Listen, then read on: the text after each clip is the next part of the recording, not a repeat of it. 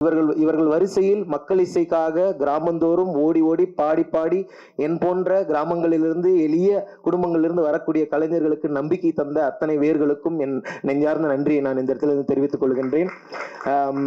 நம்ம வந்து இந்த ஹிப்ஹாப் மியூசிக்னு சொல்றோம், பாப் மியூசிக்னு சொல்றோம், இது எல்லாமே இந்த மண்ணின் இசை தான். ஆக்சுவலி இந்த எப்படி கருப்பின மக்களுடைய இசை வந்து ஹிப்ஹாப் இசை, அவர்களுடைய விடுதலைக்காக அவர்கள் பயன்படுத்தி கொண்டது.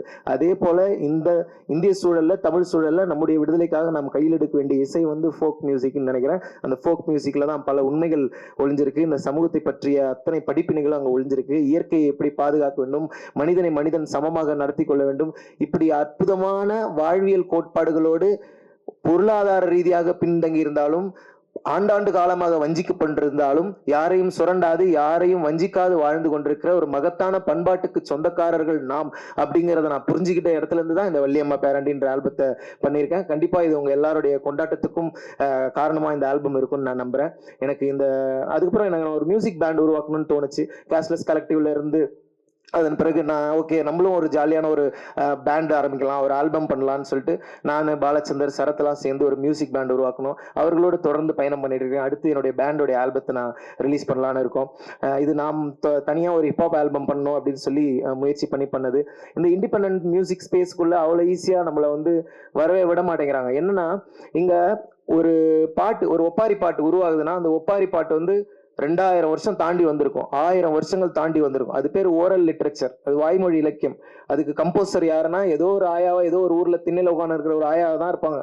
அவர்களிடம் இருந்து அது வருகிறது. அது வந்து கொஞ்சம் கொஞ்சமா கசிந்து கசிந்து வரலாற்றில் ஒவ்வொரு கை மாறி அது கடைசியா ஒரு சினிமாவுக்கோ ஒரு பெரிய இடத்துக்கோ வருகிறது. ஆனா அந்த பெரிய இடத்துக்கு வரும்போது அது எங்க இருந்து வந்ததுன்னு சொல்லப்படுவதில்லை. அது அந்த மேடைக்கு வந்த பிறகு அது வெறும் வியாபார பொருளாயிடுது. அந்த மக்களுடைய பண்பாடு, அவங்க ஏன் அதை உருவாக்கி இருப்பாங்க, அந்த கதை என்ன அப்படிங்கறத பத்தி பேச விடுறதில்லை. ஆனா இது ரொம்ப ஆபத்தான போக்குன்னு நான் பாக்குறேன். அது எப்படி நான் ஆண்டாண்டு காலமா சாதி எப்படி இங்க இருக்கிறவங்க உழைப்பை மட்டும் வாங்கின்னு அந்த மனிதர்களை புறந்தள்ளி வச்சதோ, அதே மாதிரி இந்த இசையும் பண்பாடும் அந்த எளிய மக்களுடைய வாழ்வியல் விழுமியங்களை பிடுங்கி கொண்டு அந்த மனிதர்களை புறந்தள்ளுகிற வேலையை செய்கிறது. அதை கட்டுடைக்க வேண்டிய பொறுப்பு நம்ம எல்லாருக்கும் இருக்குன்னு நான் நினைக்கிறேன். ஏனென்றால் நம்முடைய கலையை, பண்பாட்டை, வேர்களை நாம் பாதுகாக்கவில்லைன்னா வேறற்ற மனிதர்கள் ஆயிடுவோம். நாம் வேறற்ற மனிதர்களானால் எளிதில் வெட்டி வீழ்த்தப்படுவோம்.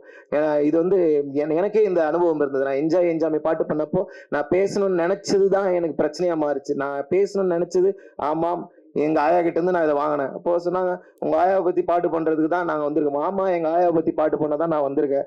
ஏன்னா எங்க ஆயாக்கள், எங்க தாத்தாக்கள் ஆண்டாண்டு காலமாக அடிமைகளாக இந்த மண்ணில் இருந்தவர்கள். அவர்களின் ரத்தத்திலும் வேர்வையிலும் முளைத்து விடுதலை பெற்ற பறவைகளாக நாங்கள் இன்றைக்கு கலைஞர்களாக மேடையில் ஏறி நிற்கிறோம்.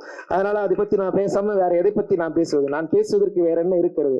ஏன்னா நான் கற்றுக்கொள்ள தயாராக இருக்கிறேன். ஆனால் யாரையும் ஏமாற்றவோ சுரண்டவோ அதை நான் யோசிப்பேன். எவ்வளவு சுரண்டினாலும், எவ்வளவு ஒடுக்கப்பட்டாலும் நம்ம கிட்ட ஒரு அறம் இருந்துட்டே இருக்கு. அந்த அறத்தை எனக்கு கற்றுத்தந்தவர் வள்ளியம்மா பாட்டி, எங்க அம்மா, இவர்கள் எல்லோரும். எங்க பாட்டி வந்து ஒரு நாள் எங்க ஸ்கூல்ல வந்து ஒரு நாள் இப்படி சொல்லிட்டாங்க, உனக்கு படிப்பே வராது, அந்த ஜாதியில பிறந்தாதான் படிப்பு வரும், உனக்கு வராது அப்படின்னு சொல்லிட்டாங்க.